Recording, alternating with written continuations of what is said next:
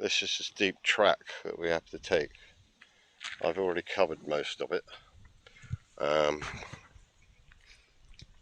but I just thought I'd give you some idea as to just how steep and exactly where this church lies. Now, this is my second visit to this church. I've come back again to do another video because I was quite taken by this church and some of the wonderful things that are in it. So again, this is the walk up to the church, and if she's open, which I do hope so, we will have a wander round and see what we find.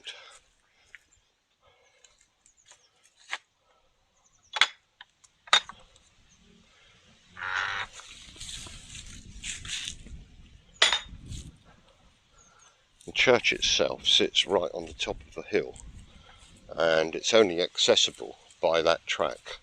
There's no way that you can drive up here. It's always a walk, but it's quite worth it. And as you can hear, I'm slightly out of puff.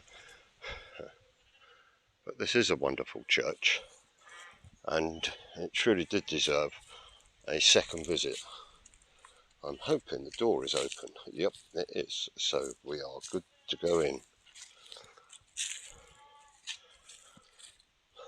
Let's take a little wander round before we go in. And this church was actually the vision of one man, a guy called Catesby. And as we look around the church, you will see many emblems of cats. And he used to own this house, which was a manor house across the way here. And that used to be where he used to live. And he built the church. Let's see if I can zoom in a bit. And he built the church directly opposite. And as you can see, as I pan round, right, we are right on this wonderful hill in Northamptonshire.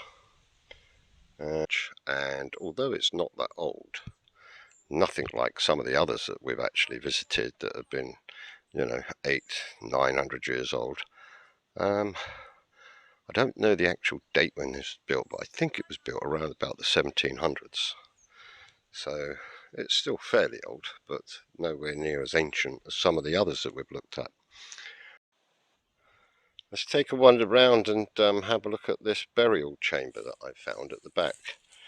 I do believe that it is Catesby's and possibly somebody else's.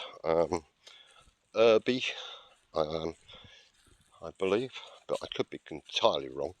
If anybody knows, post a comment down below. I haven't been able to find any information out.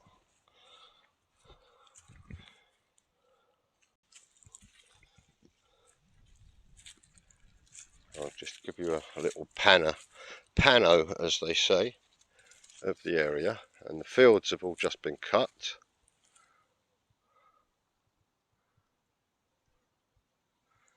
They've been gathering in the wheat.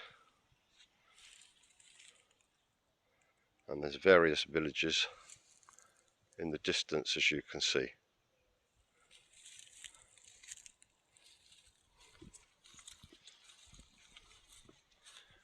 And here is a view of the church from the other side.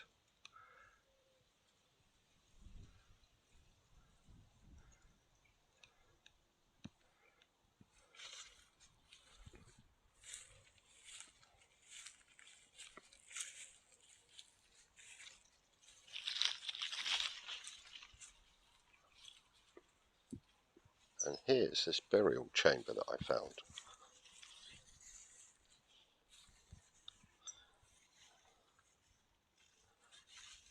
And down there, I'm going to zoom down to see if you can actually, I'm not going to climb down the steps, but I don't think you're going to be able to see the door. I can't climb down the steps, the gate is actually padlocked. I'm trying to give you a view of it. But yeah, That's an unusual sight to find in a church, but I suppose because this church was built by this one individual, if I come down a bit lower maybe you can see a bit more. Because the church was built by this one individual, I'm guessing that's why you would find it in a churchyard in a village like, small village like Whiston. But it's a very pretty church. So let's go in and take a wander round and see what we find. I know there are many wonderful features in this church. Just this roof here alone is very ornate.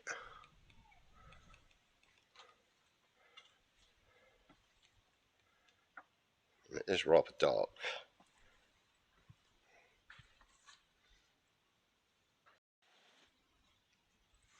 That's better.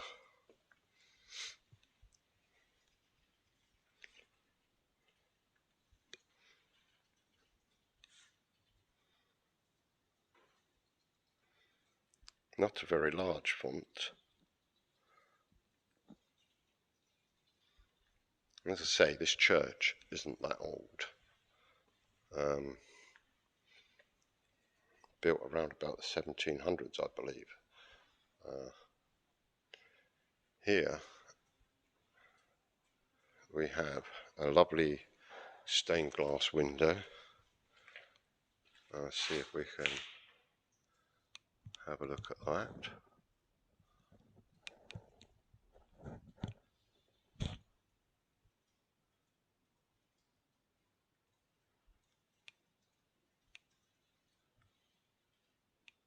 Very nice indeed.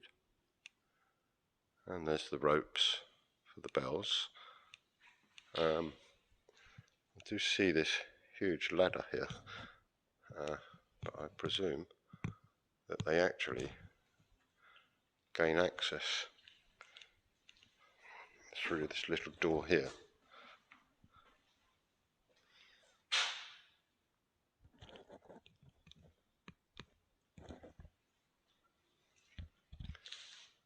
This would have been the main entrance to the church, because we're right underneath the tower.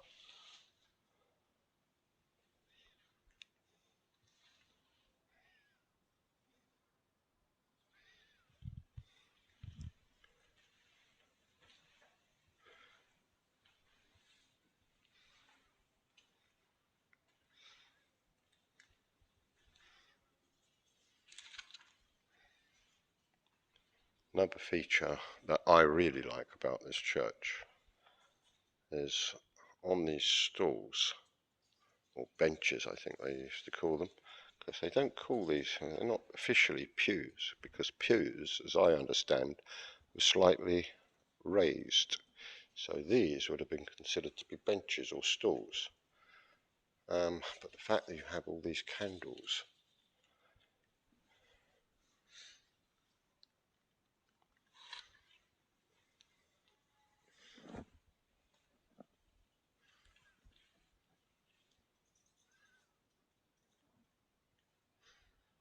just imagine what service would be like in here at night, especially in the winter, with all these candles alight. It must be absolutely phenomenal.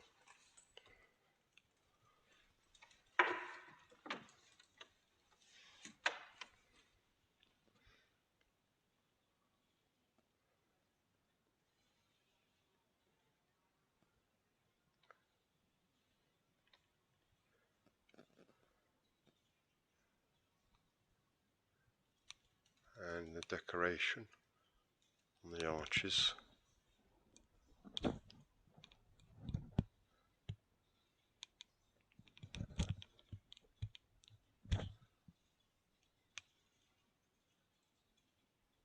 There's a bat in here, well, several bats, but there's one that's been buzzing me. Let's see if we can have a look at that a bit closer.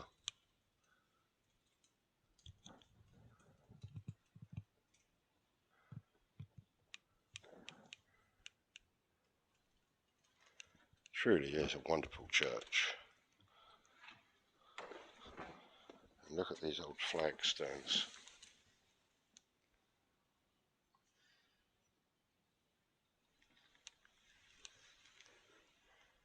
Let's take a wander down to the altar.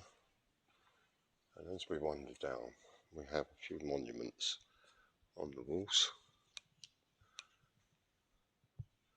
And that one is to Fanny Elizabeth Boston, which was one of the big families. I think they took over from Catesby. I don't know if you can actually read that. I can't. There we go.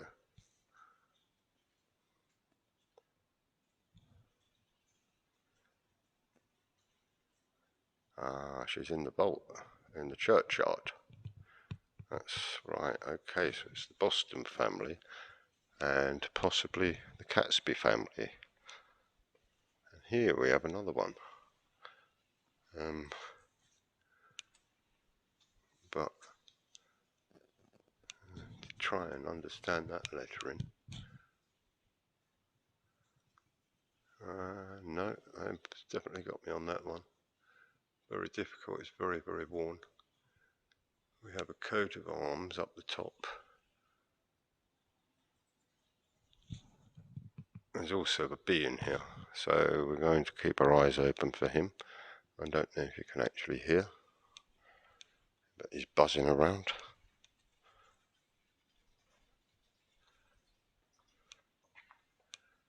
I like to look at some of these.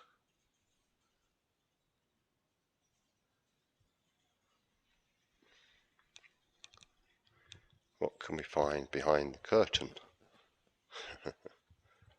We always take a look behind the curtains.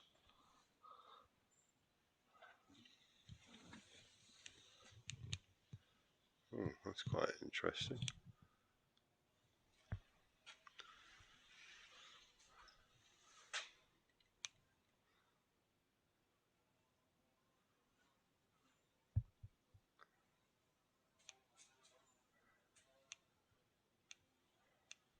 Okay, I'm keeping my eye open for that bee because he sounds remarkably close.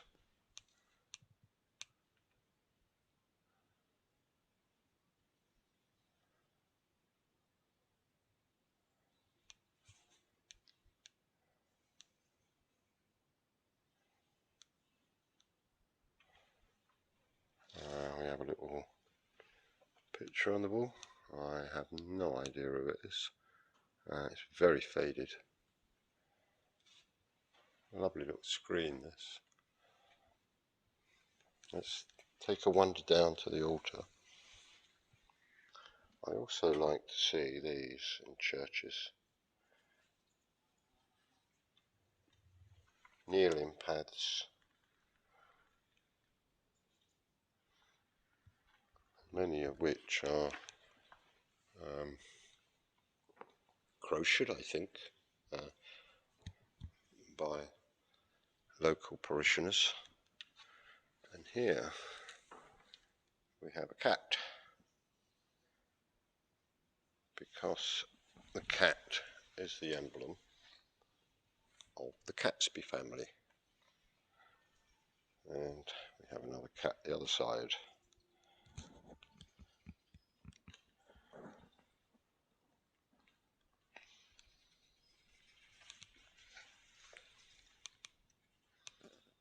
Wonderful stained glass window again. Beautiful colours, absolutely beautiful.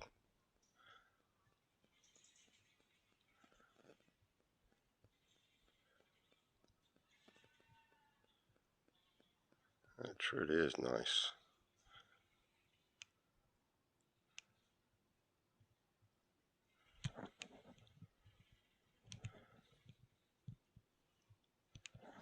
Let's take a closer look.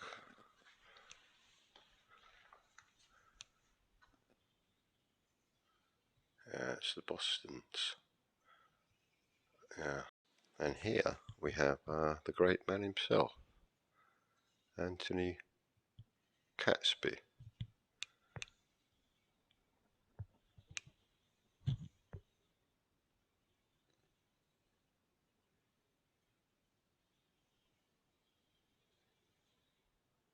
1503.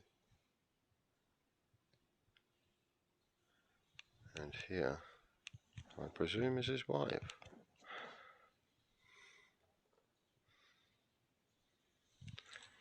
And down below,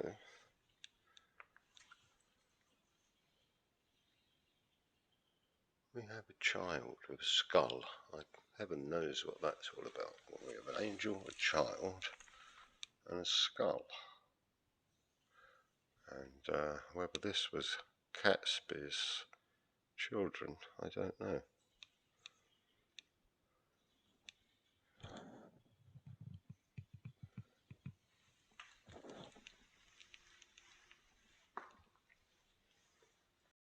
And here, and behind the altar, we have this amazing carving of the Last Supper.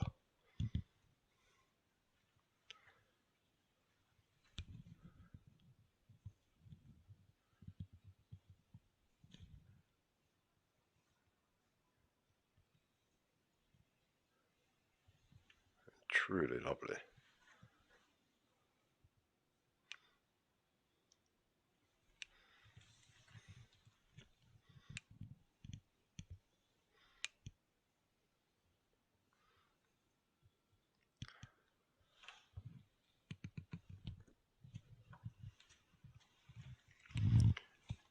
Now, it was mentioned in the Dan Brown book, the Vinci Code, that this is possibly Mary Magdalene and not actually a disciple.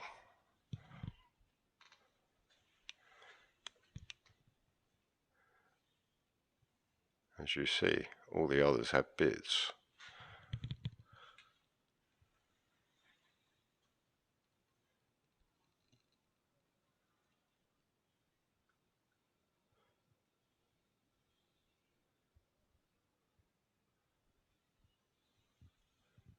You'll have to make your own mind up about that, but if you've ever read the book, I think you may fall in the same realms as I do. But that is definitely a woman.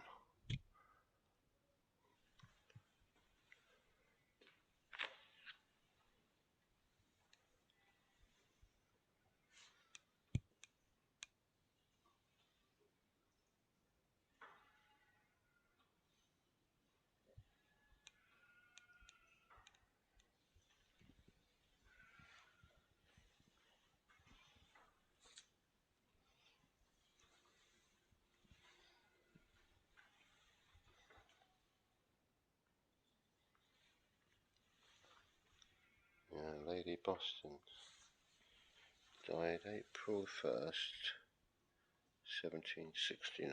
She was only 50. Very young age to die.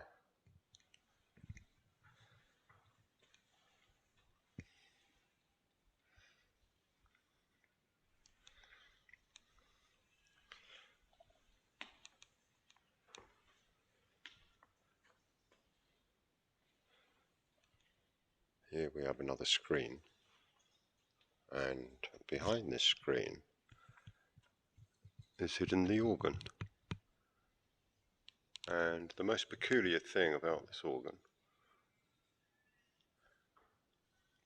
is, one, it doesn't have any pipes, but another thing is, it's an old pump organ with a lever, and you would actually be pumping, someone would be pumping that lever up and down while the organ is played.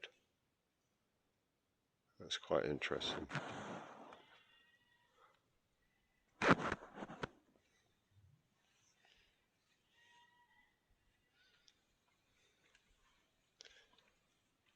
And I presume, who do we have here? Henry Irby, the wife of Sacred Memory of Mary, the beloved wife of the Honourable William Irby.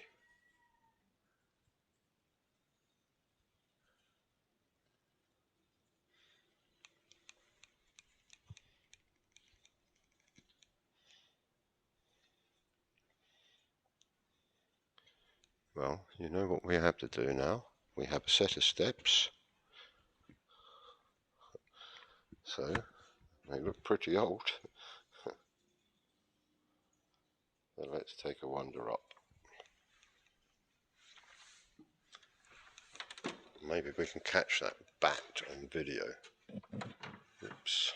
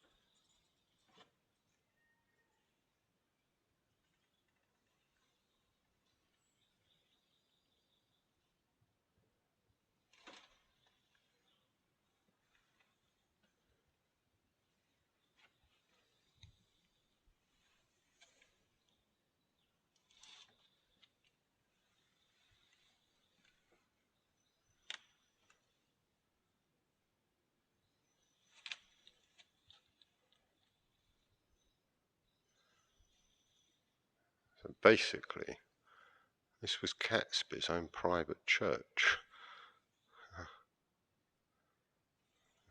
Many of the larger estates did have their own private churches or chapels back in the day.